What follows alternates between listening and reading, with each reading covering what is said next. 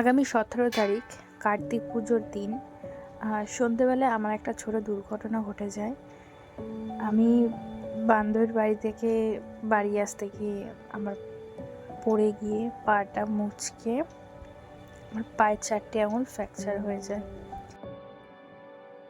কদিন আগে তোমরা দেখেছো যে আমি আরেকটা ছোট্ট অপারেশন থেকে উঠে জাস্ট সুস্থ হয়েছি। আবারও ঠিক বিপদটা এসে আমার পাশে এসে দাঁড়ালো। বিপদ আমার পিছু কোনো রকমই ছাড়ছে না। জানি না কেন ভগবান পরীক্ষা নিচ্ছে, না সময়টা খারাপ যাচ্ছে। যেই সময়টা একটু ভালো বুঝতে পারছি না, সময় আসছে ঠিক আবার জিনিসটা আবার বিগড়ে যাচ্ছে, এসেই আবার খারাপ সময় এসে দাঁড়াচ্ছে।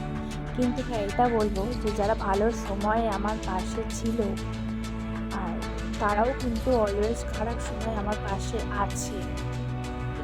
কথাতে বলে না যে যারা ভালো সময় থাকে খারাপ সময় থাকে না, এটা কিন্তু নয়। যারা ভালো সময় আমার সাথে ছিল তারা এখনও আমার পাশে আছে। আমার ফ্যামিলি তো অবভিয়াসলি আছে, আর বিশেষ করে আমার মা ডারলো। আর যে ডাক্তার আমার প্লাস্টার করছে তোমরা দেখলে, তিনি হচ্ছে ভগবান হয়ে আমার পাশে দাঁড়িয়েছে। এটাই বলবো, খুব ভালো ডাক্তার। এটাই বলবো। আজ আমার সময় আমি তোমার সাথে ভালোটা শেয়ার করি, তাই আমার এরকম হচ্ছে। এখন 1 মাস ঘরে রেস্ট করতে হবে। কি হচ্ছে 1 মাস একটা চার দেয়ালের মধ্যে থাকাটা কিরকম ব্যাপার তোমরা সেটা বুঝতেই পারছো। আমি সেটা বলছি তোমাদের।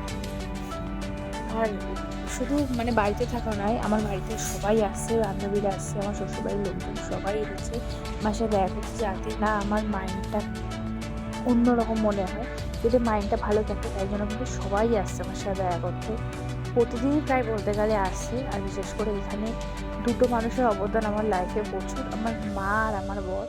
এই দুজন না থাকলে আমি কোনো বিপদ থেকেই সেরে উঠতে পারতাম না, আর পারবও না।